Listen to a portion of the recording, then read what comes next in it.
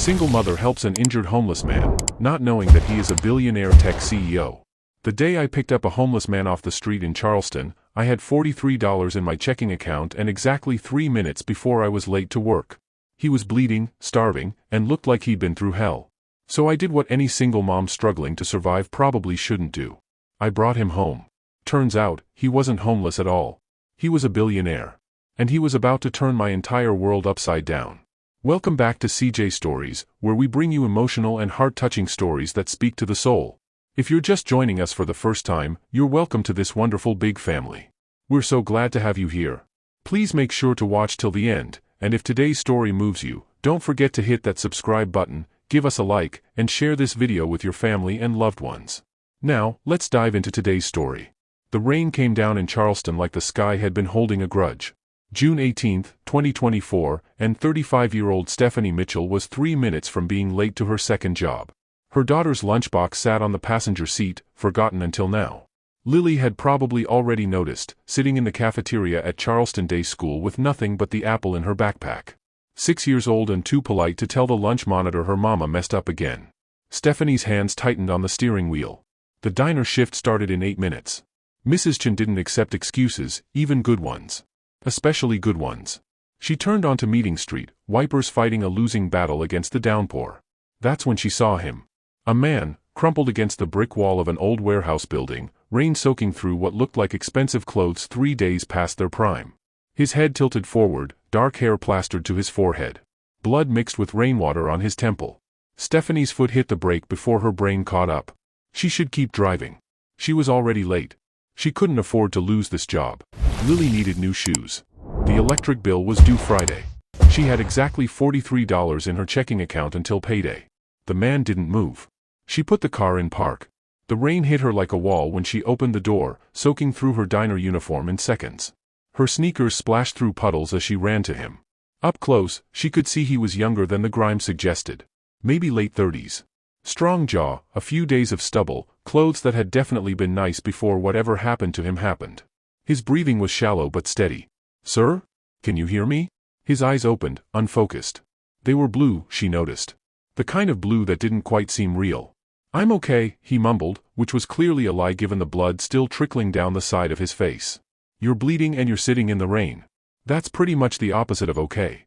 He tried to stand, got halfway up, and his legs buckled. Stephanie caught him, which was optimistic given he had at least 8 inches and 60 pounds on her. They both nearly went down. "Easy," she said. "When's the last time you ate?" He blinked at her like she'd asked him to solve calculus. "I don't." "Tuesday? Today's Wednesday. Then Tuesday." Stephanie looked at her car, looked at the man currently using her shoulder for balance, looked at her watch. 10 minutes late now. Mrs. Chen was probably already reassigning her tables. "Come on," she said. "Where?" "Somewhere dry. Then we're getting food in you. Then maybe a hospital." "No hospital." The words came out sharp, more focused than anything he'd said so far. "Please. No hospitals." There was something in his voice that made her pause. Not danger. Fear, maybe. The kind that had roots. "Fine. No hospital. But you're not staying out here." Getting him to the car took effort and patience. He moved like every muscle hurt, which it probably did. She opened the passenger door and he folded himself into the seat, careful not to crush Lily's lunchbox. "You have a kid," he said, looking at the small purple box with cartoon characters on it. Observant. "I'm sorry. You don't know me. You shouldn't, this isn't safe for you." Stephanie closed his door, walked around to the driver's side, and got in. Water dripped from her hair onto her collar. "You can barely stand. I think I'll take my chances." She pulled back onto Meeting Street, windshield wipers keeping rhythm with her thoughts. This was stupid. This was dangerous. This was exactly the kind of thing her mama would have said proved she never thought things through. But she'd seen too many people walk past suffering like it was invisible. She wouldn't be one of them. "I'm Stephanie," she said. He leaned his head against the window, eyes half closed. "Jason. Nice to meet you, Jason. You from Charleston?" "No." "Yes. It's complicated. Most things are." She drove them to her apartment in West Ashley, a neighborhood that had seen better decades. The building's paint peeled in artistic strips and the parking lot had more potholes than pavement, but it was home. Hers and Lily's. Getting Jason up the stairs to the second floor took twice as long as it should have. He insisted on pulling his own weight, which just meant they both struggled. By the time she unlocked her door, Stephanie's arms were shaking. The apartment was small. Living room, kitchen, 2 bedrooms barely big enough for their names. But it was clean, decorated with Lily's artwork and photographs of better times. Jason stood in the doorway like he'd forgotten how doors worked. "Sit," Stephanie said, pointing to the couch. "I'll get the first aid kit." He sat, moving like an old man. She disappeared into the bathroom and returned with supplies and a clean towel. "This is going to sting," she said, kneeling in front of him with antiseptic. "I've had worse." She dabbed at the cut on his temple. He was right about having had worse. Now that she could see him in proper light, there were older scars. A thin line through his left eyebrow. Another along his jawline. This wasn't his first time bleeding. "What happened to you?" she asked softly. "Would you believe I fell?" "Nope." The corner of his mouth lifted. Almost a smile. "Smart woman." "Had to be. Life doesn't give me much choice." She finished cleaning the wound and applied a butterfly bandage. The cut wasn't deep enough for stitches, which was good because she had a feeling he meant that thing about no hospitals. "When did you last shower?" she asked. Jason looked down at himself like he'd just realized he existed. "I don't know. Bathroom's down the hall. There's soap, shampoo, towels in the cabinet. I think I have some clothes that might fit. My husband was about your size." "Was?" "He died. 3 years ago." "I'm sorry." "Me too." She stood, knees protesting. "Go clean up. I'll make food." He didn't move. "Why are you doing this?" Stephanie looked at him, really looked at him. Underneath the grime and exhaustion was something else. Something that didn't match the man she'd found on the street. Intelligence in those blue eyes. Strength in the set of his shoulders despite the obvious pain. "Because someone should," she said simply. Jason stood slowly. "Thank you. Thank me by not passing out in my shower." While water ran in the bathroom, Stephanie moved through her kitchen on autopilot. Grilled cheese and tomato soup. Simple, warm, the kind of meal that had gotten her and Lily through rough nights. Her phone buzzed. "Mrs. Chen." She didn't answer. The water shut off. A few minutes later, Jason emerged in clothes that had belonged to Marcus. Gray sweatpants, plain blue t-shirt. They fit well enough. His hair was clean, pushed back from his face. Without the grime, he looked different. Put together. Almost polished despite the borrowed clothes and bare feet. "Sit," Stephanie said, carrying 2 bowls to her small kitchen table. He sat. Looked at the soup like it was Christmas morning. "This smells incredible." "It's Campbell's from a can." "Still incredible." He ate slowly at first, then faster, like his body suddenly remembered it needed fuel. Stephanie watched him while pretending not to, eating her own soup in small bites. "You're staring," Jason said, not looking up. "You eat like you haven't seen food in a week." 5 days, actually." "What?" He set down his spoon. "I've been on the street for 5 days. The cut happened yesterday.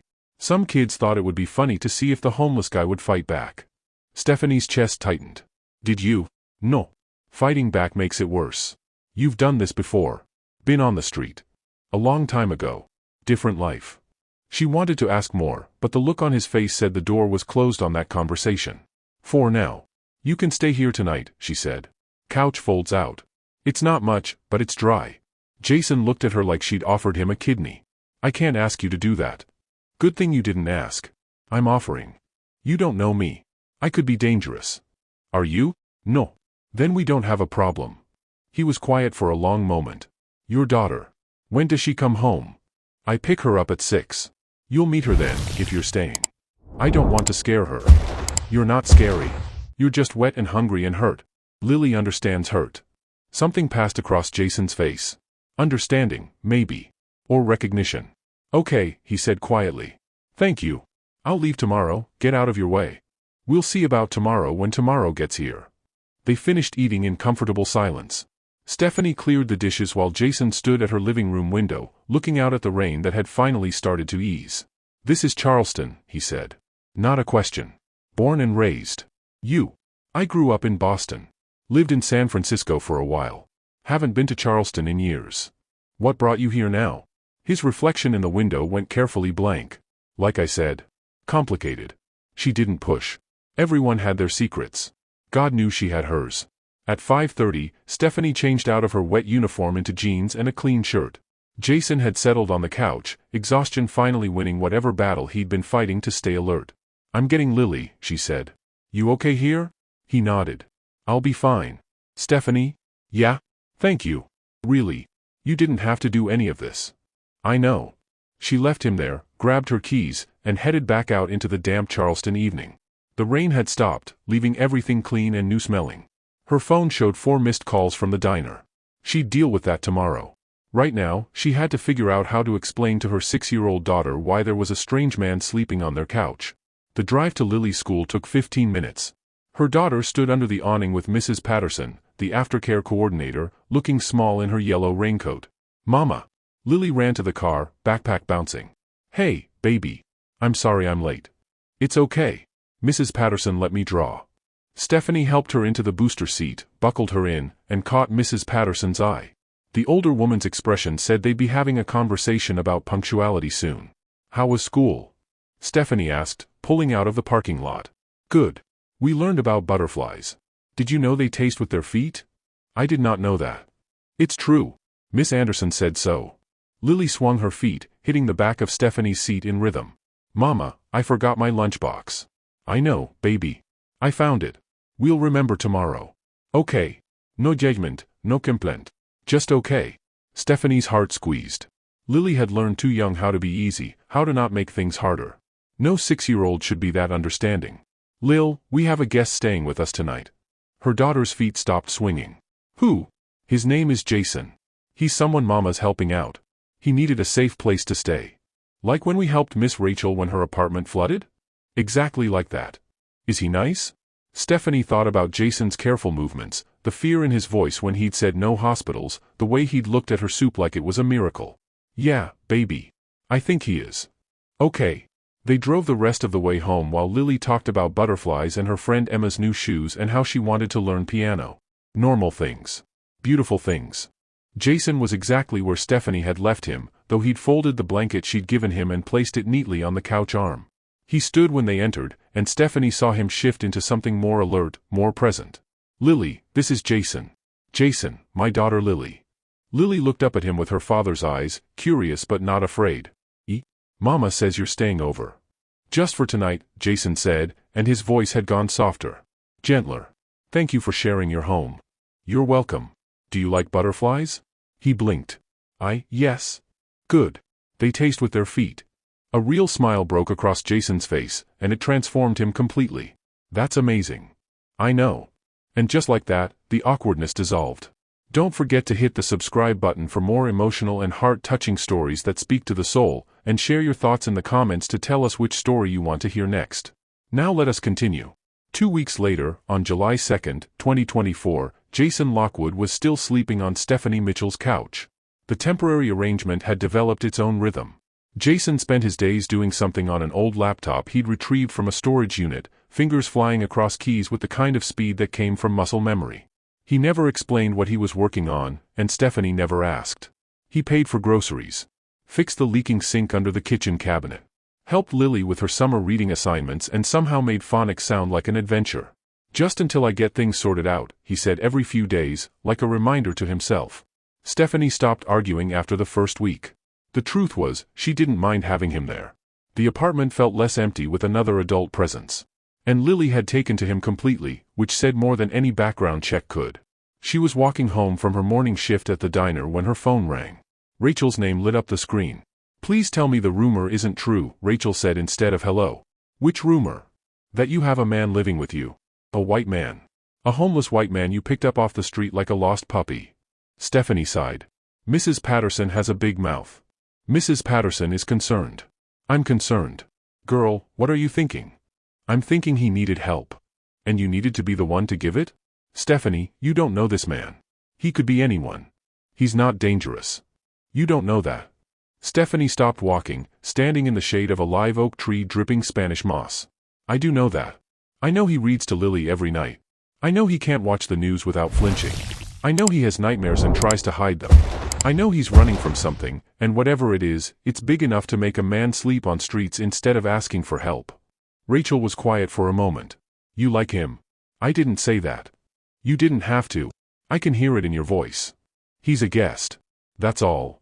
"Mum, does this guest have a last name? A job?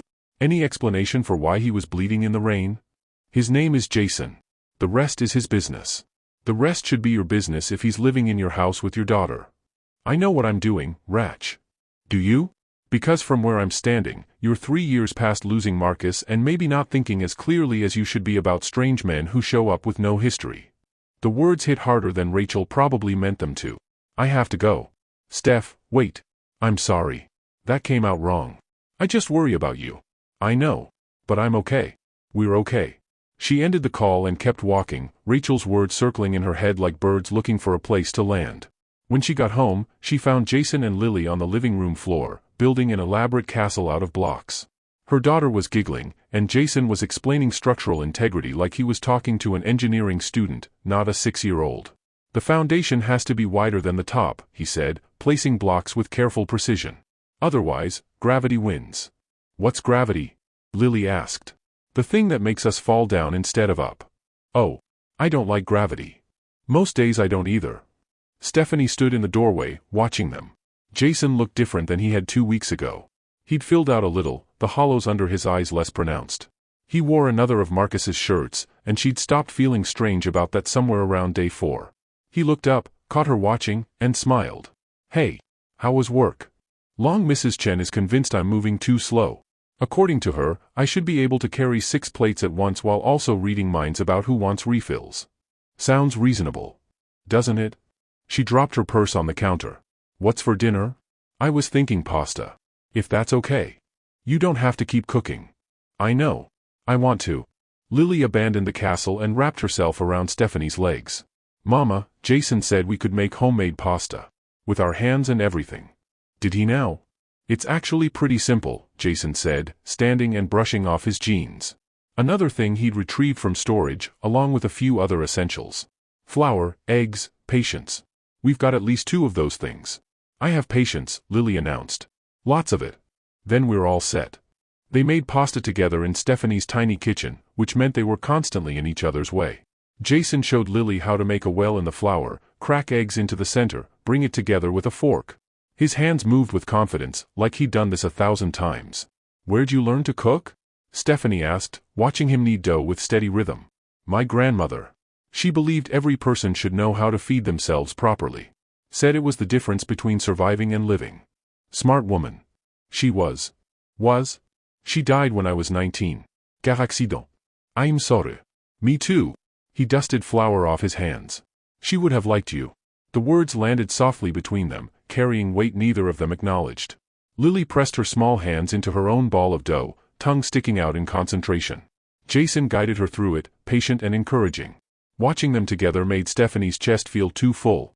After dinner, after Lily's bath and bedtime story, Stephanie found Jason on the apartment's small balcony. He stood with his hands on the railing, looking out at Charleston's skyline in the distance.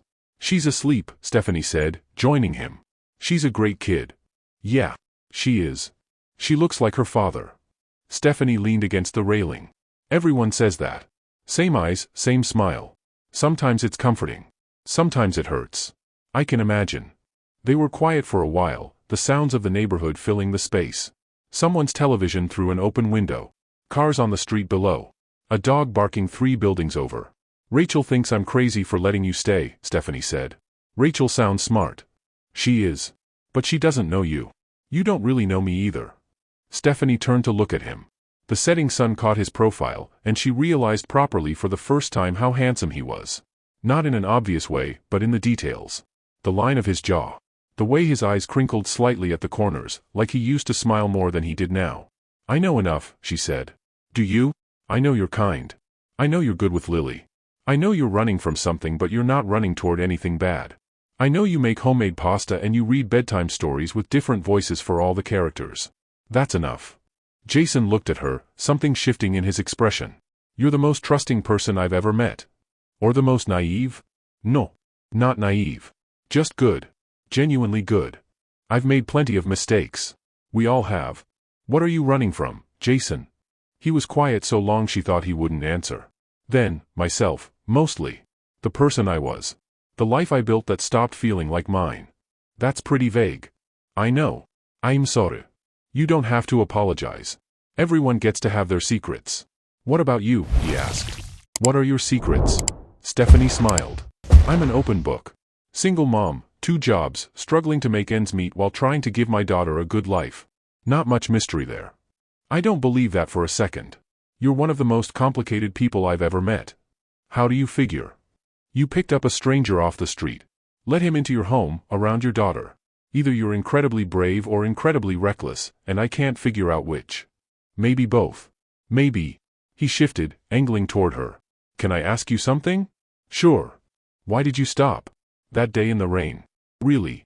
Stephanie thought about it, about the moment she'd seen him against that wall. Because I've been invisible before. After Marcus died, it felt like the whole world just kept moving and I was supposed to keep moving with it. Nobody stopped. Nobody really saw me. I was just the widow with the kid, and that was the whole story. She met his eyes. I stopped because I know what it's like to need someone to see you. Jason's expression did something that made her breath catch. I see you, Stephanie. I know. The air between them changed, charged with something neither of them named. Jason reached out slowly, giving her time to step back. She didn't. His hand covered hers on the railing, warm and solid and sure. This is a bad idea, he said softly. What is? This. Whatever this is becoming. Why? Because I'm not who you think I am. You're exactly who I think you are. I'm really not. But he didn't move his hand. Neither did she. The moment stretched, fragile and full. Then Lily's voice came from inside, small and sleepy. Mama? Stephanie pulled back, the spell broken. Coming, baby. She left Jason on the balcony and went to Lily's room, where her daughter was sitting up in bed, clutching her stuffed rabbit. Bad dream. Not bad. Just weird. I dreamed about butterflies again. Stephanie sat on the edge of the bed, brushing hair from Lily's forehead. Want to tell me about it? They were everywhere. Different colors. And Daddy was there. Stephanie's heart squeezed. Yeah? He said the butterflies were messages. That he was okay and we were going to be okay too. That sounds like a good dream, baby. It was. Mama, do you think Daddy would like Jason? The question caught her off guard. Why do you ask? Because I like him. And I think Daddy would want us to be happy. We are happy. I know. But different happy. Like when you laugh at Jason's jokes. You sound different. Different how? Lily thought about it. Like the butterflies are here instead of just in dreams. Stephanie's throat went tight. Get some sleep, baby. Okay. Love you, Mama. Love you too. She tucked Lily back in and returned to the balcony, but Jason was gone. She found him in the living room, folding out the couch bed with mechanical precision. Everything okay? He asked. Just a dream. She's fine. Good. He moved to get sheets from the hall closet, a routine now. Stephanie watched him make up the bed, wondering what Rachel would say if she could see this. If she could see how natural it had become, having him here. Jason. Yeah? Thank you. For being here. For being good to Lily. For all of it. He looked up, sheets in hand. I should be thanking you. You saved my life, Stephanie. I think that's dramatic. I don't. They looked at each other across the small living room, and Stephanie felt it again. That pull, that shift, that sense of standing on the edge of something she couldn't quite name. Good night, Jason. Good night. She went to her room and closed the door, but sleep didn't come easy.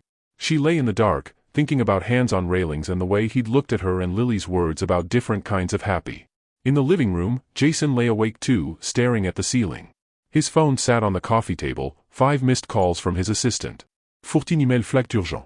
A company waiting for him to return, a life he'd walked away from that wouldn't stay walked away from much longer. He thought about Stephanie's hand under his. About Lily's laugh.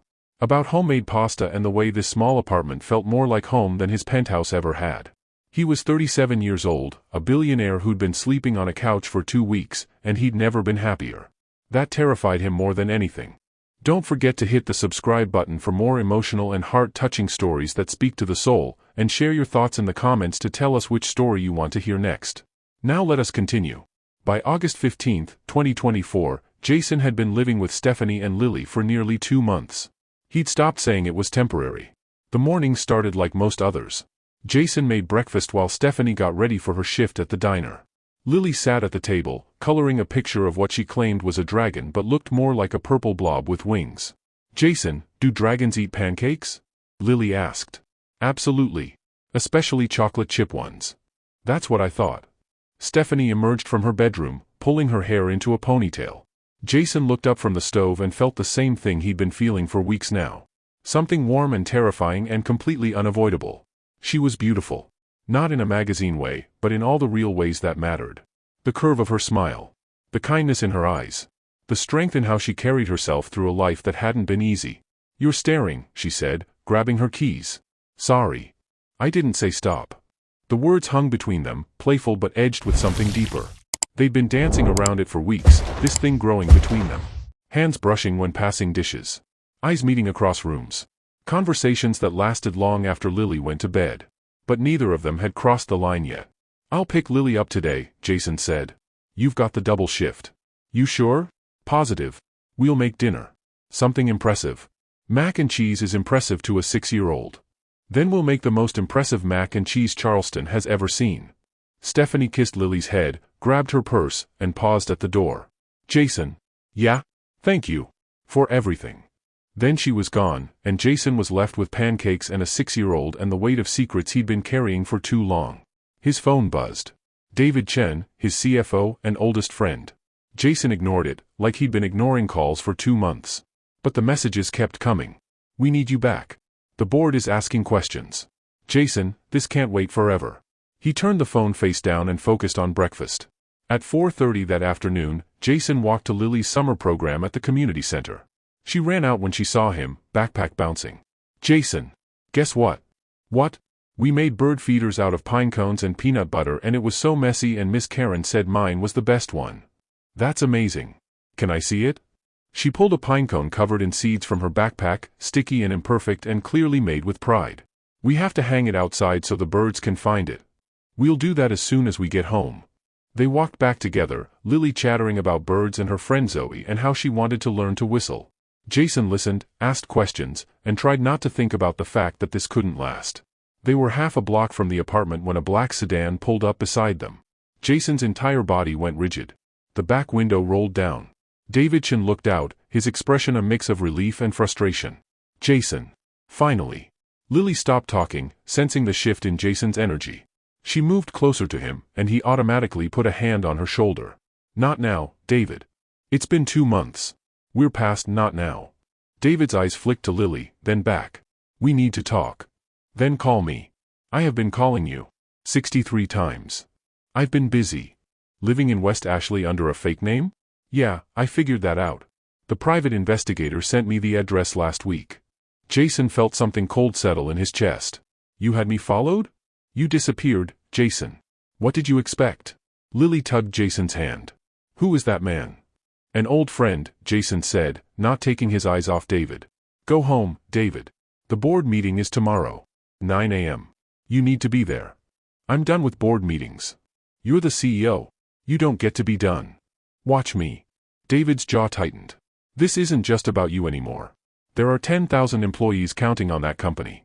Shareholders. Investors. You have responsibilities. I know what I have. Do you?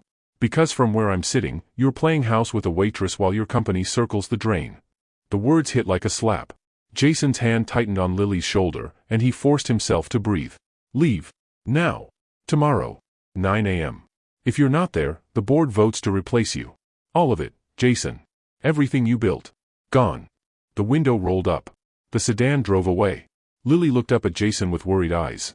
Are you okay? He realized his hands were shaking. Yeah, kiddo. I'm fine. Let's get you home.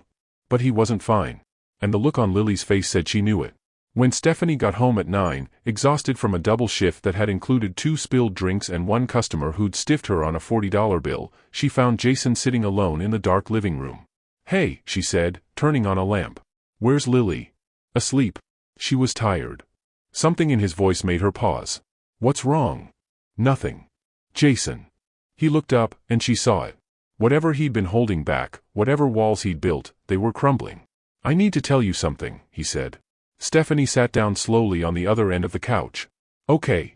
My name is Jason Lockwood. I'm 37. I was born in Boston, grew up in foster care after my parents died when I was 8. I built a tech company from nothing when I was 28. It went public 5 years ago. I'm worth about $3 billion. The words landed in the quiet room like stones in still water. Stephanie stared at him. What? I'm not homeless. I was never homeless. I just needed to disappear for a while, and I didn't know how else to do it. $3 billion. Give or take. You're a billionaire. Yes. She stood up, pacing to the window and back. This whole time. 2 months. You've been lying to me. Not lying. Just not telling the whole truth. That's the same thing, Jason. I know. I'm sorry. You're sorry. She laughed, but there was no humor in it. You let me buy you groceries. I gave you Marcus's clothes. I worried about you having enough to eat. And you're worth $3 billion. I never asked you to do any of that.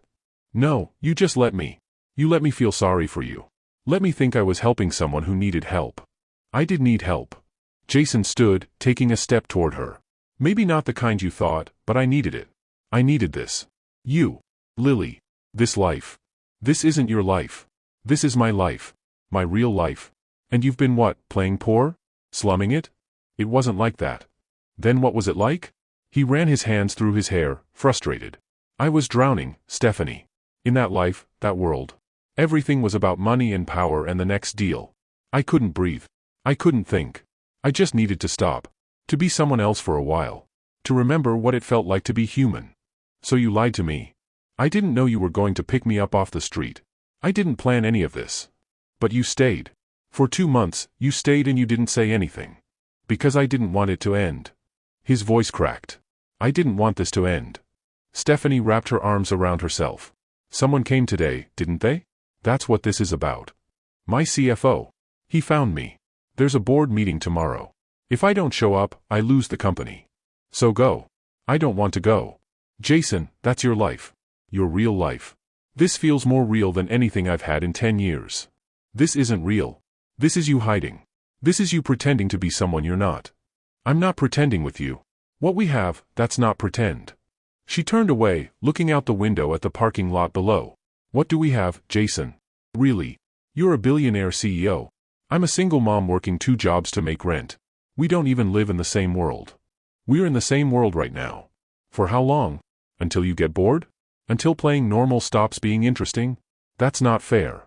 None of this is fair. She spun back to face him. You know what the worst part is?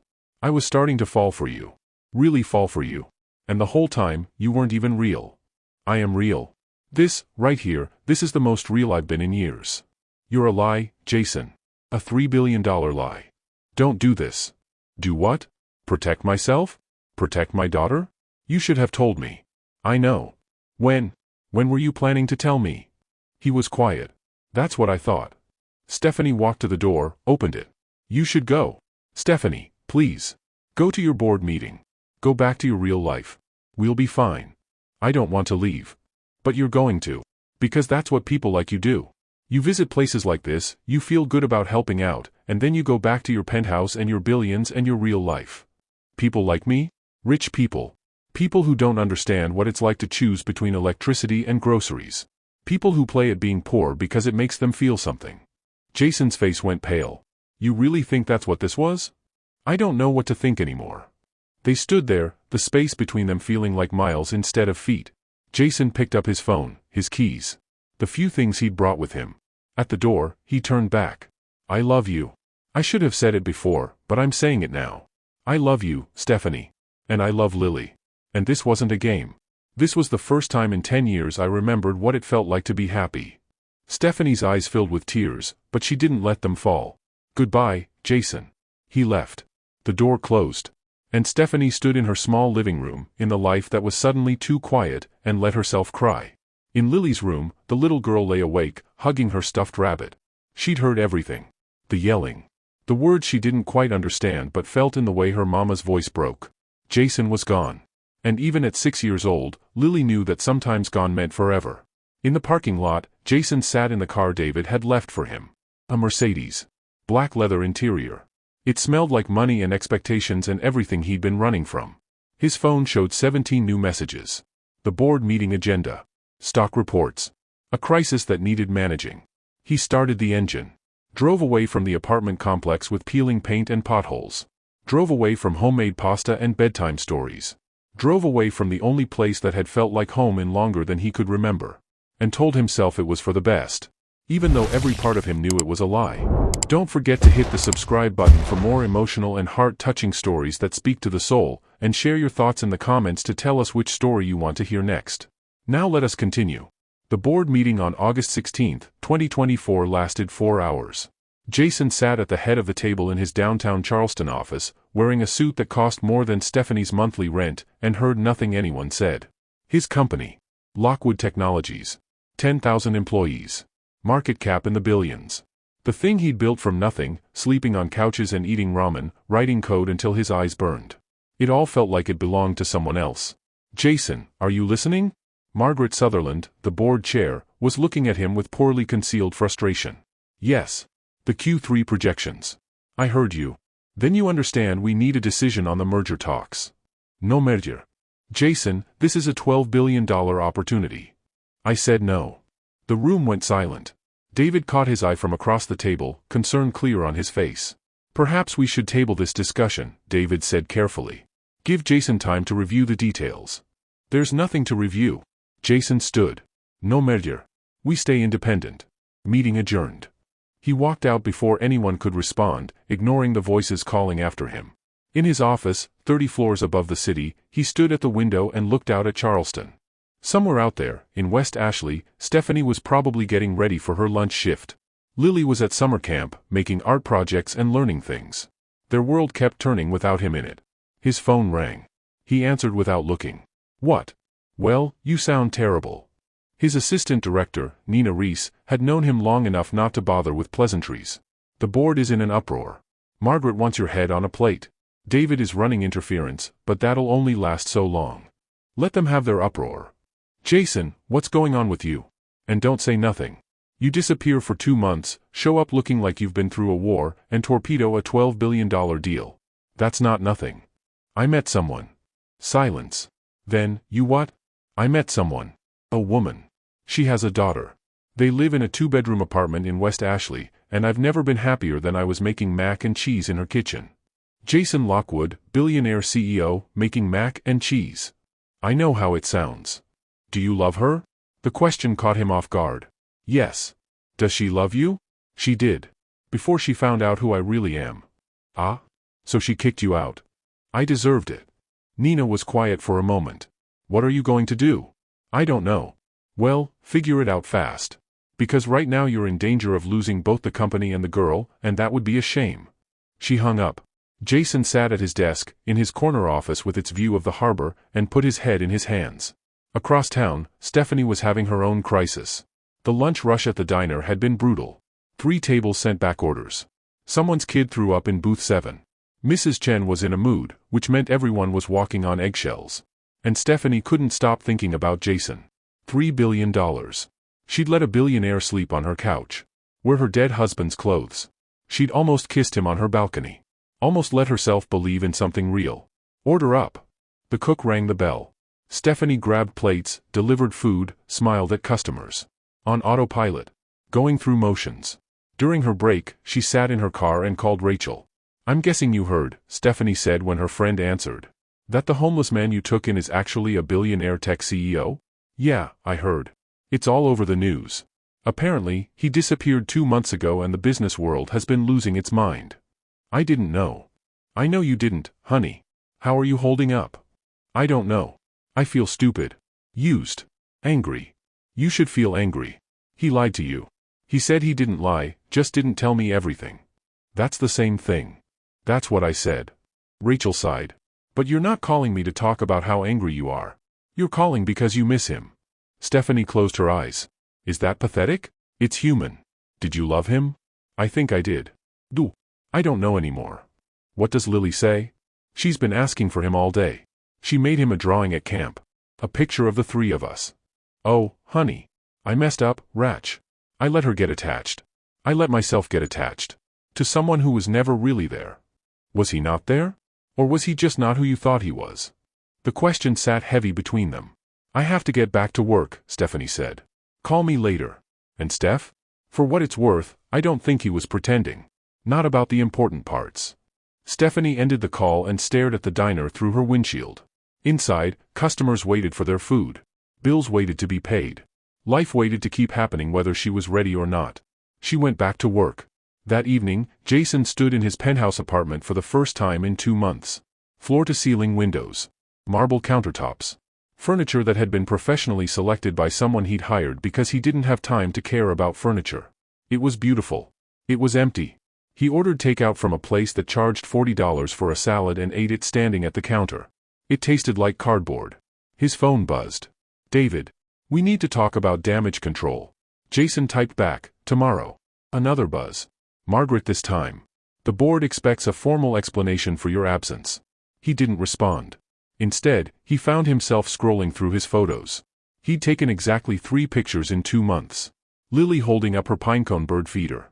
Stephanie laughing at something he'd said, caught off guard and beautiful. The two of them together, Lily on Stephanie's lap, both smiling at the camera. He'd taken that one the day before everything fell apart. Looking at it hurt. He pulled up his contacts, scrolled to Stephanie's number. His thumb hovered over the call button. What would he even say? I'm sorry? I love you? Please give me another chance? All of it was true. None of it felt like enough. He put the phone down. Across town, Stephanie was putting Lily to bed. Her daughter had been quiet all evening, unusually so. The drawing she'd made for Jason sat on the kitchen table, untouched. Mama? Lily's voice was small in the dark bedroom. Yeah, baby? Is Jason coming back? Stephanie's heart broke a little more. I don't think so. Why not? It's complicated. Did we do something wrong? No, baby. You didn't do anything wrong. Jason just has a different life. A life that's not here with us. But he was happy here. I could tell. I know. Don't grown-ups stay where they're happy? Stephanie smoothed hair from Lily's forehead. Sometimes grown-up stuff gets in the way of happiness. Sometimes people have responsibilities that are bigger than what they want. That sounds sad. Yeah, it is sad. Do you miss him? Duh. Me too. Lily rolled over, hugging her rabbit. Mama, when Daddy died, you said sometimes people leave even when they don't want to. Is that what happened with Jason? The question stopped Stephanie cold. What do you mean? Maybe he didn't want to leave. Maybe he had to. Baby, Jason had choices. He chose not to tell us the truth. But he told us eventually. That's what matters, right? You always say telling the truth is what matters, even if it's hard. Out of the mouths of children. Get some sleep, Stephanie said softly. Okay. Mama? If Jason wanted to come back, would you let him? Stephanie thought about it. Really thought about it. I don't know. I would, Lily said. I miss the way he made you laugh. After Lily fell asleep, Stephanie sat on her balcony with a cup of tea. The Charleston night was humid and thick, cicadas singing their endless song. Her phone sat next to her. No calls. No messages. She thought about what Lily had said. About Jason being happy here. About people leaving even when they don't want to. The anger from yesterday was still there, but underneath it was something else. Hurt. Confusion. And if she was honest with herself, understanding. She'd seen the look on his face when David showed up. The way he'd gone rigid, protective. Whatever he'd been running from, it was real. The fear had been real. Maybe the happiness had been real too. Her phone buzzed, startling her. A text from an unknown number. I know I have no right to contact you. I know you probably don't want to hear from me. But I need you to know something. These past 2 months were the most honest I've been in 10 years. I wasn't pretending with you. I wasn't playing poor or slumming or any of the things you think. I was just trying to remember who I was before everything got complicated. You helped me remember. You and Lily. I'm sorry I didn't tell you everything sooner. I was afraid that if you knew the truth, you'd look at me differently. And I couldn't bear that. Because the way you looked at me, like I was just a person worth knowing, that was everything. I love you. I love Lily. And I understand if you can't forgive me. But I needed you to know the truth. All of it. Jason. Stephanie read it 3 times. Then she set down her phone and cried. Not angry tears this time. Something more complicated. Something that felt like grief and hope tangled together. In his penthouse, Jason stared at his phone. The message showed as delivered. Then read. But no response came. He told himself he didn't expect one. He told himself it was enough that she knew how he felt. He told himself a lot of lies that night. The next morning, September 6, 2024, Jason woke up early. The sun was barely up, painting Charleston in shades of gold and pink. He made coffee in his designer kitchen and stood at the window, looking out at a city that felt foreign despite being home. His phone showed 42 missed emails. The business world wanted him back, wanted his attention, wanted his decisions. But all he could think about was a small apartment in West Ashley. Mac and cheese dinners. Bedtime stories. The way Stephanie smiled when she was too tired to guard herself. He'd built an empire. Made billions. Changed the tech industry. But he'd trade it all for one more morning making pancakes with Lily. One more conversation on the balcony with Stephanie. One more moment of the life he'd found and lost. Nina had asked him what he was going to do. He picked up his phone and made a call. David. I need you to set up a meeting. With the board. Tomorrow. Jason, we just had a meeting. This is different. I'm going to make some changes. Big ones. What kind of changes? The kind that matter. He hung up and looked out at Charleston one more time. Then he started making a list. Don't forget to hit the subscribe button for more emotional and heart-touching stories that speak to the soul, and share your thoughts in the comments to tell us which story you want to hear next. Now let us continue. The board meeting on September 7th, 2024 started exactly like the one 2 days before. Same conference room. Same people. Same expectation that Jason Lockwood would fall in line. They were wrong. I'm stepping down as CEO, Jason said before anyone else could speak. The room erupted. Margaret stood. David's face went pale. 3 board members started talking at once. Jason waited for the noise to die down. I'm not leaving the company, he continued. I'm transitioning to chairman. David will take over as CEO. He's been running operations for the last 2 months anyway. He's more than capable. David found his voice. Jason, you can't just. I can, and I am. I built this company because I loved building things. Somewhere along the way, it became about growth and shareholders and quarterly reports. I lost the part that mattered. Jason looked around the table. I'm also relocating the company headquarters to Charleston. We'll keep the San Francisco office, but primary operations move here. I've already found a building downtown. This is insane, Margaret said. This is necessary. I'm also establishing the Lockwood Foundation with an initial endowment of $500 million. Focus on education, technology access for underserved communities, and support for single-parent households. $500 million? To start. I'll be running the foundation personally. From Charleston. Margaret sat down slowly. You're really doing this. I am. Because of a woman. Because of a life. One I want to build properly this time. Jason stood. Vote however you want. But I'm done living like money and power are the only things that matter. David will be a better CEO than I ever was. Trust him. Trust this. He walked out of his second board meeting in 3 days, and this time, he didn't look back. 2 days later, on September 9th, Stephanie was cleaning tables during the lunch lull when Mrs. Chen called her into the office. You have visitor, Mrs. Chen said, her expression unreadable. Stephanie's heart jumped. Who? Man in expensive suit. Says it's important. She walked to the front of the diner, expecting Jason.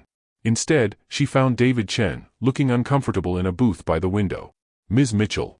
Thank you for seeing me. Stephanie slid into the opposite seat. You're the one who found Jason. Guilty. I'm David Chen, CFO of Lockwood Technologies. Or I was. Now I'm CEO, apparently. Congratulations. Thank you. Look, I'll be direct. I came to apologize. What I said that day, about you being a waitress, it was out of line. Jason was right to be angry. Why are you really here? David smiled slightly. Jason would kill me if he knew I was here. But I've known him for 15 years, and I've never seen him like this. He's miserable. Completely miserable. He made his choice. Did he? Because from where I'm sitting, he chose you. He stepped down as CEO. Moved the company headquarters to Charleston. Started a foundation. All in the last 3 days. Stephanie's breath caught. He what? He's rebuilding his entire life. Here. In Charleston. David pulled out a business card. This is the address of the new foundation office. He's there most days, planning programs, meeting with community organizations. He's trying to do something good. Something that matters. She took the card, hands shaking slightly. I'm not saying you owe him anything, David continued. He messed up. He should have told you the truth from the start.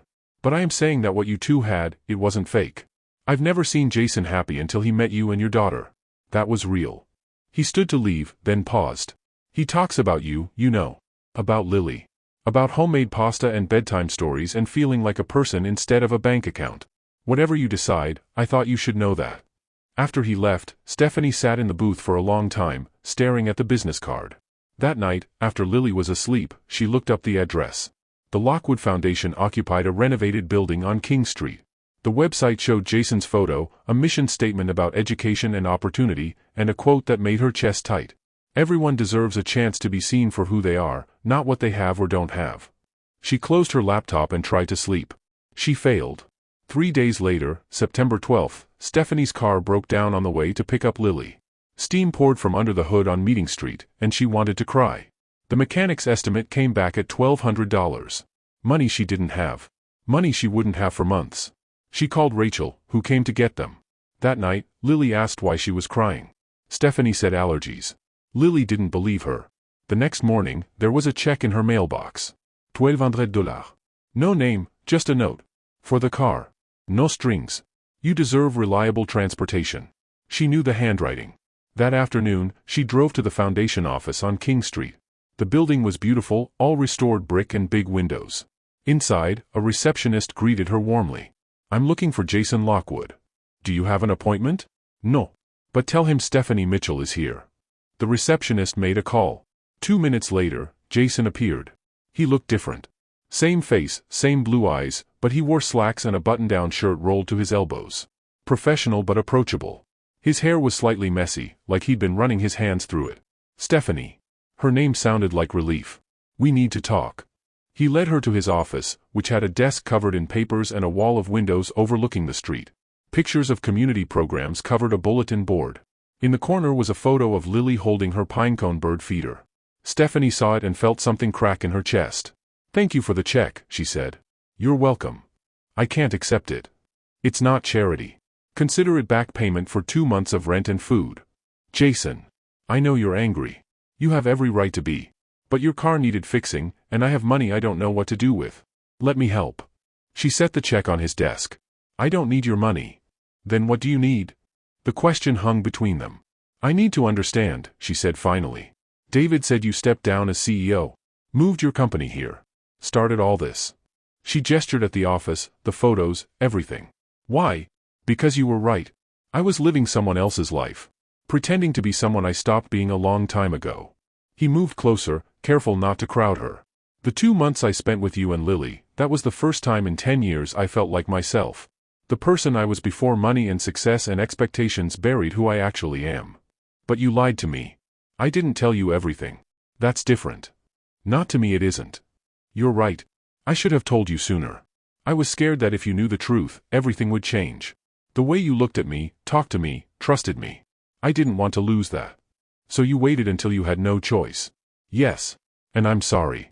I'm so sorry, Stephanie. She looked at him, really looked at him. Saw the exhaustion around his eyes. The tension in his shoulders. The genuine remorse in his expression. Lily misses you, she said quietly. I miss her too. Every day. She made you a drawing. It's on my fridge. The three of us, holding hands. Jason's eyes closed briefly. I don't deserve that. No. You don't. Stephanie took a breath. But she thinks you do. She keeps asking when you're coming back. Keeps telling me that grown-ups should stay where they're happy. She's a smart kid. She is. Smarter than me, apparently. What does that mean? Stephanie picked up the check, looked at it, then at him. It means I've been angry for 2 weeks, and I'm tired of being angry. It means I miss you too. It means Lily drew us holding hands, and maybe she sees something I've been too stubborn to see. What's that? That you didn't leave because you wanted to. You left because you thought you had to. Because you thought that's what was best for us. It was best for you. Don't tell me what's best for me, Jason Lockwood. I'm 35 years old. I've survived widowhood, single parenthood, and poverty. I know what's best for me. And what's that? She stepped closer, closing the distance between them. Honestly? I don't know yet. But I know it's not pushing away someone who makes my daughter laugh. Someone who fixed my sink and made homemade pasta and read bedtime stories with different voices. Stephanie. I know you're a billionaire. I know we come from different worlds. I know this is complicated and messy and probably a terrible idea. But Lily drew us holding hands. And she's usually right about these things. Jason reached out slowly, giving her time to pull away. She didn't.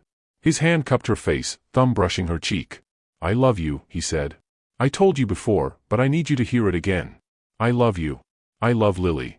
I love the life we built, even if it was only for 2 months.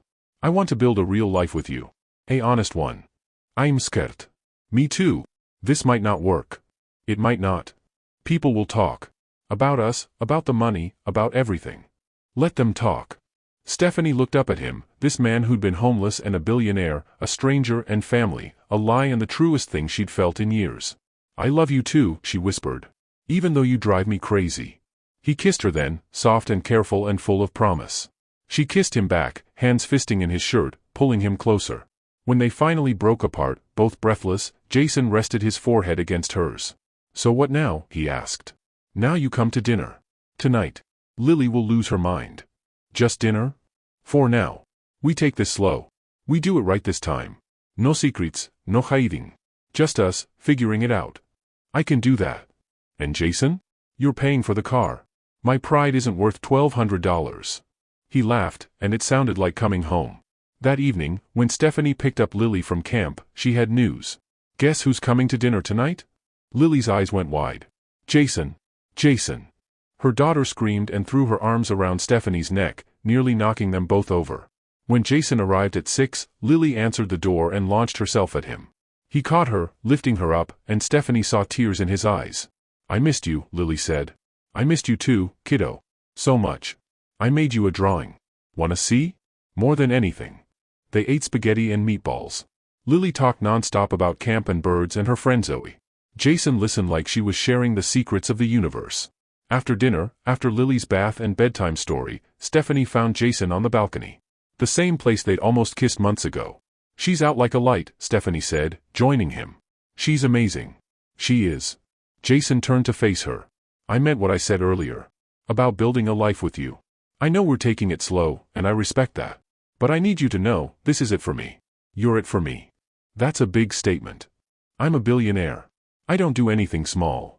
She laughed, leaning into him. What about the foundation? Your company? David's running the company. He's better at it than I ever was. The foundation is mine, but it's flexible. I can build my schedule around what matters. And what matters? This. You. Lily. Homemade dinners and bedtime stories and being a person instead of a bank account. Stephanie looked up at him. You really stepped down as CEO. I really did. That's insane. That's love. She kissed him then, properly this time. Long and deep and full of everything she'd been too scared to feel. His arms wrapped around her, holding her close. When they finally pulled apart, both smiling, Jason said, I got you something. Jason, we talked about this. No expensive gifts. It's not expensive. Well, relatively speaking. He pulled out a small box. Inside was a key. It's to the foundation building, he said. I want you to work with me. Help me build the programs. You understand this community, these struggles. I need your perspective. Your heart. You're offering me a job? I'm offering you a partnership. In the foundation. And in life, if you'll have me. Stephanie looked at the key, then at him. This is crazy. I know. We've only known each other 3 months. I know. I'm a mess. I work 2 jobs. I have a 6-year-old daughter and approximately 0 experience with billionaires. I know all of that. Say yes anyway. She thought about Lily's drawing on the fridge. About homemade pasta and second chances. About a man who'd had everything and chose her. Yes, she said. To the partnership. To taking this slow but taking it together. To figuring out what this life looks like. Jason kissed her again, and Charleston spread out below them, full of history and possibility and new beginnings. 6 months later, on a warm March afternoon in 2025, Jason Lockwood and Stephanie Mitchell stood in front of friends and family in a garden in Charleston. Lily was flower girl, taking her job very seriously. Rachel stood as maid of honor, crying happy tears. David gave Jason the rings, grinning. I love you, Jason said, sliding the ring on Stephanie's finger. You saw me when I was invisible. You gave me a home when I had nowhere to go. You showed me what matters. I promise to spend the rest of my life earning the trust you've given me. I love you, Stephanie said, her voice steady. You walked into my life in the rain, and you've been making it better ever since. You're Lily's hero. You're mine. I promise to build this life with you, one honest day at a time. They kissed as husband and wife, and Lily cheered louder than anyone. The foundation was thriving. They'd opened 3 community centers, funded scholarships for 50 students, and created programs that were changing lives. Jason worked from Charleston, building things that mattered. Stephanie ran community outreach, using her experience to help others who'd been where she'd been. They lived in a house in downtown Charleston, old and beautiful, with a yard for Lily and a porch for late-night conversations. It wasn't perfect. They argued about money sometimes, about expectations and fears and learning to trust. But every night, they made dinner together. Read stories to Lily. Sat on the porch and talked about their day. And every night, Jason Lockwood, billionaire and former CEO, thanked whatever force in the universe had put him on that street corner in the rain. Where a single mother with a kind heart had stopped her car. And changed everything. Don't forget to hit the subscribe button for more emotional and heart-touching stories that speak to the soul, and share your thoughts in the comments to tell us which story you want to hear next.